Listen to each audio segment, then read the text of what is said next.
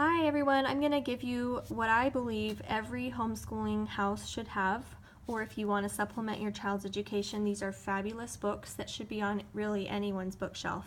We have a whole series of writing books. This is the first one for very beginning writers, and you can see how it breaks things down into little mini lessons, and you can actually write inside the book so that it can almost become a journal or document, it can document your child's writing abilities at that age. And so it's great for all ages. Like I said, we have one that's older. It's just called my story writing book. And then we have one for adventure stories, comic books, and creative writing. We have a wonderful series of illustrated math dictionaries. This is the easiest one, but there are 2 more levels up. It goes up through high school math, and you can see how it shows them visually some things that might be hard to conceptualize.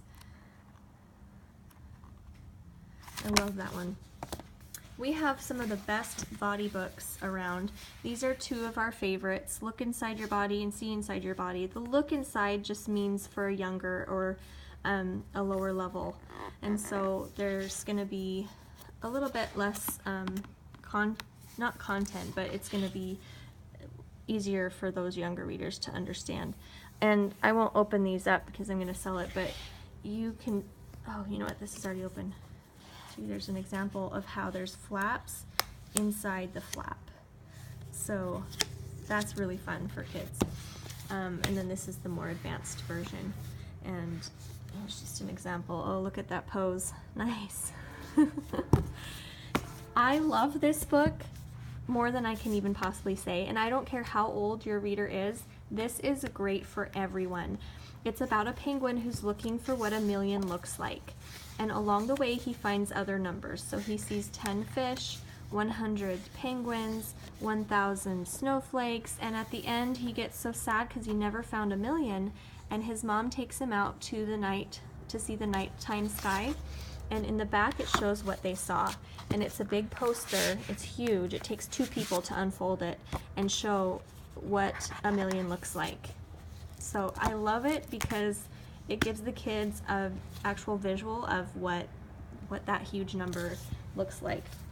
We've got a few different science experiment books. This is one I happen to have on hand. We have one that's larger that says 365 science experiments. And so this will give you ideas for things that you can do with materials that you will most likely have on hand. If not, they're easy to make. Oops. And so I love it when they do the thinking for me. If you aren't familiar with our internet-linked encyclopedias, we have these books that have internet links on each page. So let's say your child wants to know more about the inside of the earth. This will tell him or her where to go to have more interactive and kept up-to-date links that they can do more research and have activities that are interactive online. I love the photographs. I love how they've placed things on the page, and it makes it easier for them to read, in bite-sized pieces instead of having it be very busy to look at. We have one on world history and science as well. You can get it in paperback or hardback. And then we have smaller versions that specifically talk about other time periods, so medieval or the ancient world, things like that. So those are fabulous. Art books. I love our art books. So these are a couple of examples. The Art Treasury has, different projects they can work on with that kind of go over all different parts of the world and different styles. The Children's Art book has the same kind of thing, but it's going to go into more study of paintings and the artists themselves. So that's the difference between those 2. We also, I just wanted to throw in, if you have a younger reader and you want kind of those nonfiction books in a smaller package, then we have these for $4.99, and they come in all different topics, and they come in collections too, so you can get them for cheaper even. We have a wonderful series of illustrated classics. So this is one of about maybe 15 to 20 books that have a compilation of stories inside with a nice puffy binding and bookmark to hold their spot.